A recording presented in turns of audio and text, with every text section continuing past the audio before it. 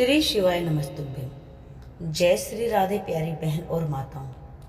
वट सावित्री व्रत की आप सभी को हार्दिक शुभकामनाएं। गौरी शंकर और सावित्री मैया की कृपा से आप सभी का सुहाग अखंड और अमर रहे।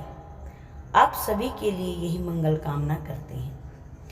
आज की वीडियो में हम बात करेंगे साल 2025 में वट सावित्री व्रत कब किया जाएगा, किस दिन किया जाएगा, वट सावित्री व्रत का नियम क्या है, विधि क्या है, और अगर जो बहनें पहली बार व्रत उठा रही हैं वह व्रत उठा सकती हैं या नहीं, पूजा में क्या क्या सामग्री की आवश्यकता होगी।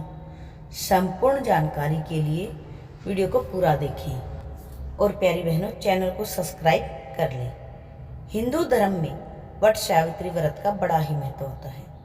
वट सावित्री व्रत जिसे बरगदा के नाम से भी जाना जाता है, कहीं कहीं इसे बड़ अमावस्या के नाम से भी जाना जाता है।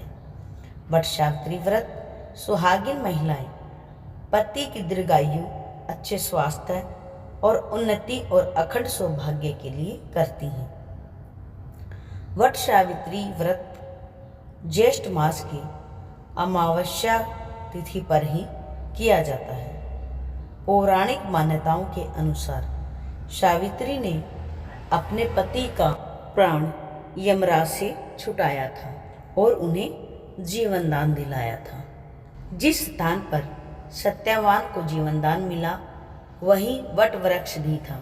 कहने का तात्पर्य है कि वट वृक्ष के नीचे ही सत्यवान को जीवन दान मिला था और सर्वप्रथम ज्येष्ठ माह की अमावस्या तिथि को ही सावित्री ने यह व्रत पहली बार किया था। तभी से सुहागिन महिलाएं वट वृक्ष की पूजा अर्चना करती हैं और व्रत करती हैं। व्रत के नियम थोड़ा कठिन भी हैं। जिस दिन वट सावित्री व्रत रखें उस दिन सुहागिन महिलाओं को साफ और स्वच्छ वस्त्र पहनने चाहिए। एक बात का तो विशेष ध्यान रखें, काला और नीले रंग का वस्त्र इस्तेमाल ना करें। कहने का मतलब है काले और नीले रंग के कपड़े ना पहने। इस व्रत में लाल, पीला, नारंगी, हरा, गुलाबी इस तरह के रंग पहनना चाहिए। ज़्यादातर तो महिलाएं लाल और पीला रंग ही पहनती हैं और 16 श्रृंगार जरूर करें। पूरा श्रृंगार करके ही वट वृक्ष के नीचे पूजन की थाली लेकर जाएं। वट वृक्ष को सर्वप्रथम प्रणाम करें, वहीं पर आसन लगाएं और बरगद के पेड़ के नीचे साफ सफाई जरूर करें। अगर पहले से किसी और बहन ने पूजा कर रखी है या कर रही है फिर तो सफाई ना करें, क्योंकि पूजा की गई सामग्री को हटाना नहीं चाहिए।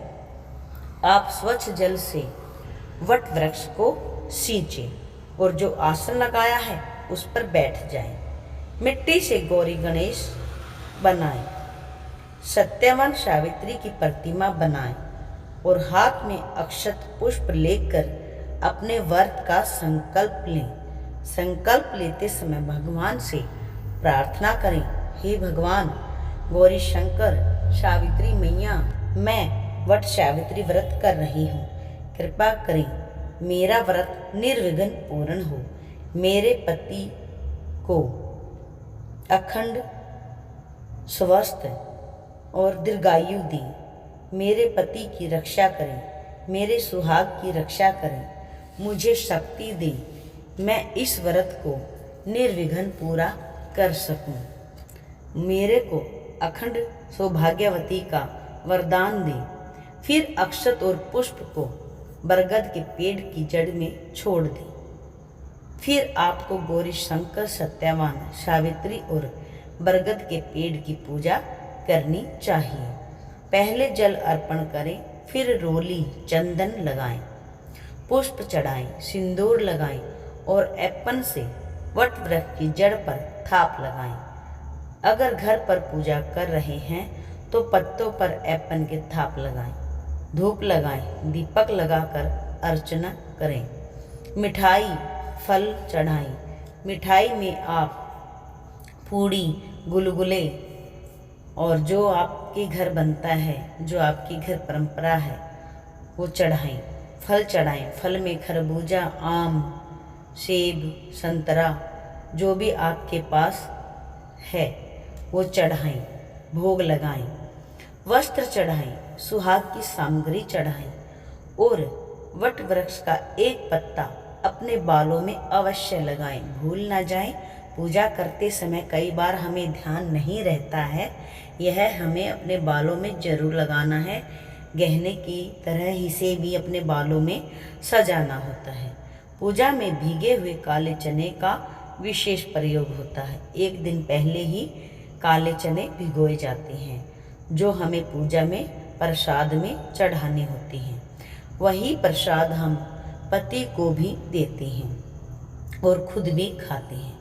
अब 2 पंखे लेंगे, पंखों पर भी सिंदूर से तिलक करेंगे, वट वृक्ष को हवा करेंगे। एक पंखा दान कर दें, एक पंखा घर ले आए, उसी पंखे से पति को हवा करना है। सभी की पूजा करने के बाद गौरी गणेश की पूजा, सत्यवान सावित्री की पूजा, वट वृक्ष की पूजा करके हाथ में अक्षत और पुष्प लेकर सत्यवान सावित्री की कथा सुनेंगे। कथा सुनने के बाद बरगद पेड़ की परिक्रमा करेंगे। परिक्रमा करते वक्त हाथ में कुछ दाने ले लेंगे। जितनी परिक्रमा करें उतने ही दाने ले लें। चाहे तो गेहूं के दाने ले लें या फिर आप भीगा हुआ काला चना भी ले सकते हैं। इससे आपको परिक्रमा करते वक्त भूल नहीं पड़ेगी। जितनी बार फेरी लगाएंगे, दाना एक एक करके छोड़ते जाएंगे। फेरी आप कच्चे सूत से भी लगा सकते हैं या फिर आप कलावे से भी लगा सकते हैं। फेरी आप अपने शरीर की शक्ति के अनुसार लगाएं।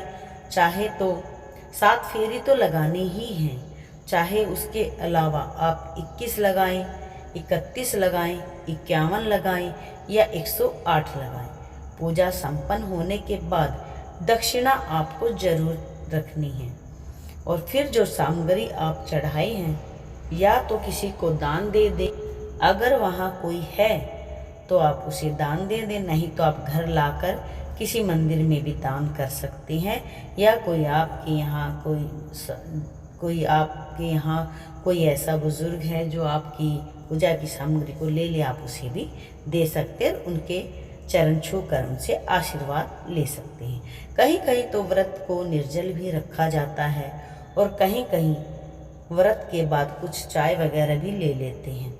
आप अपनी परंपरा के अनुसार व्रत करें।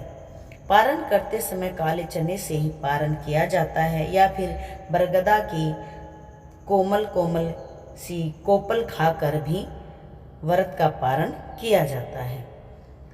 पहली बार व्रत अगर आप करना चाहती हैं तो आप व्रत उठा सकते हैं, कोई संशय नहीं है। अब की बार कोई अधिक मास या मल मास नहीं है, आप निसंकोच पहली बार व्रत उठा सकती हैं। व्रत को आप साड़ी से उठाएं या शादी के जोड़े से उठाएं, जैसी आपकी मर्जी। कोरी साड़ी भी ले सकते हैं। आप अपने सुहाग के जोड़े से भी इस व्रत को उठा सकते हैं। वट सावित्री व्रत 26 मई दिन सोमवार को किया जाएगा। अमावस्या तिथि 26 मई 12:11 से शुरू हो रही है और 27 मई को 8:31 पर समाप्त होगी। 27 तारीख को सूर्य उदय से पहले ही अपने व्रत का पारण कर लें, सूर्य उदय के बाद अपने व्रत का पारण करें। उम्मीद करती हूँ आज की जानकारी आपको अच्छी लगी होगी। अच्छी लगी हो तो प्यारी बहन और माताओं, आप सबसे विनती है चैनल को सब्सक्राइब आप जरूर कर लें। और आज के लिए इतना ही, मिलते हैं जल्द ही। कथा के लिए भी आप चैनल पर लगातार बने रहें। वट सावित्री व्रत की कथा भी आपको इसी चैनल पर सुनाई जाएगी। उम्मीद करती हूँ आपको जानकारी अच्छी लगी होगी। सत्यवान सावित्री की जय हो। गौरी उमापति महादेव की जय हो। माता गौरी और गौरी शंकर आपके सुहाग की रक्षा करें। सत्यवान सावित्री मैया आपके सुहाग की रक्षा करे, आपको अखंड सौभाग्यवती का वरदान दे, आपके पति की दीर्घायु करें, आपके पति की उन्नति करें, आपके घर में सुख समृद्धि का वास करें। जय सत्यवान सावित्री मैया की। हर हर महादेव। श्री शिवाय नमस्तुभ्यम।